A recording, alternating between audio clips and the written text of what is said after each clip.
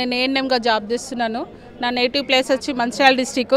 అక్కడ నుండి మా సారు మా పిల్లలు భద్రాద్రి కొత్తగూడెం డిస్టిక్లో ఉంటారు. ఇల్లు అక్కడే. నేటివ్ ప్లేస్ ఏమో మంచిర్యాల డిస్టిక్. రెగ్యులర్ జాబ్ మీద మంచిర్యాల డిస్టిక్ వెళ్ళాను. 10 years అక్కడ జాబ్ చేసిన తర్వాత కోరుకున్న జిల్లా కోరుకున్న జోన్ అని చాలా సంతోషించినాం. నా పిల్లల దగ్గరికి, నా భర్త దగ్గరికి, నా అత్తగారింటి ఊర్లోకి వెళ్ళి బ్రతకొచ్చి నా భర్తతో నా పిల్లలతో అన్న ఉద్దేశంతో మాకు అవకాశం ఇచ్చింది బీఆర్ఎస్ ప్రభుత్వం అని చెప్పి సంతోషపడి మేము అప్లై చేసుకున్నాం. పెట్టుకున్న తర్వాత మాకు భయంకరమైన మోసం జరిగింది, అన్యాయం జరిగింది. పుట్టకొక్కలం చెట్లకొక్కలమైన నైట్ అర్ధరాత్రి మాకు మెసేజ్లు వచ్చినాయి.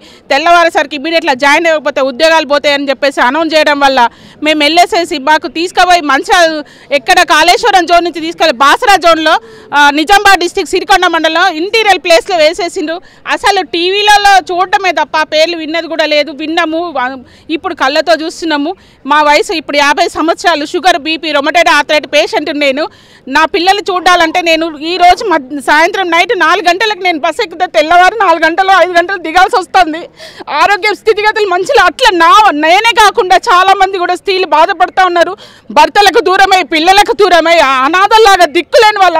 ఎందుకు తెచ్చుకున్నాం తెలంగాణ పోరాడి సాధించుకున్నాం. ఎందుకు? బ్రతకడం కోసం, జీవించడం, ఉద్యోగాలు మా హక్కు. మా తెలంగాణను పోరాడిన మేము ఈ రోజున చెట్టుకొక్కలం పుల్లకొక్కలం ఏ జిల్లాలో జోనల్ దాటి ఉండాల్సిన అవసరం మాకేంటి? ఆ కసి కొద్దిగా బీఆర్ఎస్ పార్టీని ఓటేసి ఓడించినాం. కాంగ్రెస్ ప్రభుత్వాన్ని గెలుచుకున్నాం. రేవంత్ అన్నను ముఖ్యమంత్రిని చేసినాం. మాకు స్థానికత, మా జన్మ హక్కు 317ని బైకట్ చేయాలి, దాన్ని నిర్వీర్యం చేయాలి. ఖచ్చితంగా మేము పోరాడతాం. మా శవాల మీదకి నడిచిపోయినా సరే, ఒక్కరిమైనా ప్రాణత్యాగం చేసుకొని ఎవరమైనా సరే మా 317 జీవోని నిర్వీర్యం చేసి సాధించుకొని మా స్థానికత, మా కోరుకున్న ప్లేస్, మా కోరుకున్న జిల్లా ఖచ్చితంగా కావాలి. మా పిల్లలతో మేము జీవించాలి. మా ఎక్కువ కాలం జీవించాలి. ఎవరైనా ఉన్న ఈ జీవిత కాలంలో మా భర్తతోటి, మా పిల్లలతోటి మేము ఉండాలా. పసి పిల్లల్ని వేసుకొని, చిన్న పిల్లలు, అత్తమామలు, బీపీ పేషెంట్లు, షుగర్ పేషెంట్లు, వాళ్ళని ఎవరు చూస్తారు? అనాథాలను చేయొద్దు, చూడండి మీ అత్తమామలని చెప్తున్నారు. పెద్ద పెద్ద దంచుతున్నారు అందరూ మీటింగ్లలో. అవును, మాకు అవకాశం ఇవ్వండి. మా అత్తమామలు మేము చూసుకుంటాం. మన దగ్గర పెట్టుకొని, మా కళ్ళలు పెట్టుకొని చూసుకుంటాం. మాకు సేవలు ఇప్పుడు మాకు సేవ చేసేవాళ్ళు. చెప్పండి అమ్మా, మీరు ఎన్ని సంవత్సరాలుగా ఇబ్బంది పడుతున్నారు? 2 సంవత్సరాల 2 నెలల నుండి ఇబ్బంది పడుతున్నాము. నేను బయటికి వచ్చిన 2 నెలలకి మా డాడీకి పెరాలసిస్ వచ్చింది. ఎంజిఎంలా జాయిన్ చేసి డ్యూటీ చేసినాము. డ్యూటీ చేసుకుంటే కూడా మెడికల్ ఆఫీసర్ ఒక రకంగా పైనుండి ఏ జీవో ద్వారా ఏమొచ్చినా కూడా ఆన్లైన్ మా బాధ్యత సార్. నేను ఫస్ట్ ఏఎన్ఎంను మా ఇంటిలో మా నాన్నను చూసుకునే బాధ్యత నాదే సార్. డ్యూటీ చేసుకుంటూ కిలోమీటర్లు ప్రయాణం చేయాల్సి వచ్చింది. 75 కిలోమీటర్లు సార్. రోజు పోయి వస్తున్నాం సార్. తను చూసుకుంటూ, ఉద్యోగం చూసుకుంటూ, పిల్లలను చూసుకుంటూ, మా బిడ్డో కాడ, మా కొడుకో కాడ, నా భర్తో కాడ అలా చేయడం వల్ల మాకు చాలా ఇబ్బంది ఉంది సార్. ఎవ్రీడే ఏడ్చుకుంటూ డ్యూటీ చేసుకుంటాను సార్. ప్రతిరోజు ఏడవని రోజు లేదు సార్. మమ్మల్ని మా స్థానికత ప్రకారం మా డిస్టిక్ పంపించండి సార్. అమ్మ, మీరు ఎన్ని సంవత్సరాలకి ఇబ్బంది పడుతున్నారు జీవో వలన, ఈ 317 జీవో వలన? 2 సంవత్సరాలు 2 నెలలు సార్. చెప్పండి. రోజు 3:30కి లేవాలి సార్. లంచ్ బాక్స్ పెట్టుకోవాలి సార్. టిఫిన్ పెట్టుకోవాలి సార్. నాది రాజన్న సిరిసిల్ల జోన్ సార్. నన్ను బాసరా జోన్ జగ్త్యాల్ వేసింది సార్. నిద్ర లేదు సార్. నిద్ర లేకుండా Husnabad sir, Siddipet district Husnabad sir.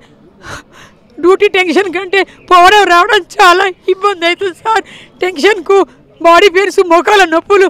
53 years అయినాక ఈ బాధ లేదు సార్. ఇప్పుడు అప్పుడు ఉద్యోగం అంటే సంతోషపడినాం సార్. ఇప్పుడు ఉద్యోగం అంటే రిటైర్మెంట్ ఇచ్చి మాకు ఇంత పింఛన్ ఇచ్చి ఇంటికి అంటే బాగుండు అనిపిస్తుంది సార్. ఒక చుట్టాలింటికి కూడా ఫంక్షన్ లేదు, ఏదో డ్యూటీ పోవడం రావడం.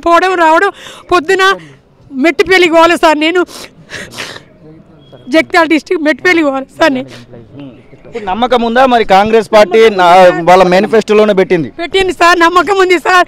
మాకు రేవంత్ సార్ చేస్తారని మాట ఇచ్చిన ఆ రోజు ఎలక్షన్ల రోజు సార్, ఆ రిజల్ట్ వచ్చేంతవరదాకా అక్కడే కూర్చొని రేవంత్ సార్ రావాలి, మా 317 జీవో బాధ రావాలి, మళ్ళీ నా నేటివ్ ప్లేస్ రావాలని టీవీ ముందు కూర్చొని అక్కడి నుంచి అస్సలు లేవలేదు సార్. కాంగ్రెస్ సీట్లు వచ్చినాయంటే అబ్బా రేవంత్ సార్ వచ్చిండు, నా బాధ కష్టం తీరుదని రోజుకొక రోజు ఏడ్చుకుంటూ దండం పెట్టుకుంటూ హుస్నాబాద్లో 5:30కి ఎక్కుతా సార్. మెట్టిపల్లి కాడ 8:30కి దిగుతా సార్. మళ్ళీ అక్కడ 4కి ఎక్కుతా సార్. మళ్ళీ వచ్చేసరికి 8:30 నైట్ 9 అవుతుంది సార్.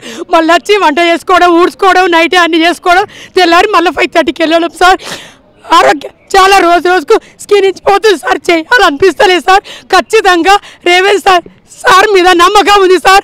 మాకు తొందరగా చేయాలని రోజుకు నైట్ అనక డే అనక మొక్కుతున్నాం సార్. దేవునిలాగా రేవంత్ సార్కు 100% నమ్మకం సార్. దయచేసి చేయాలని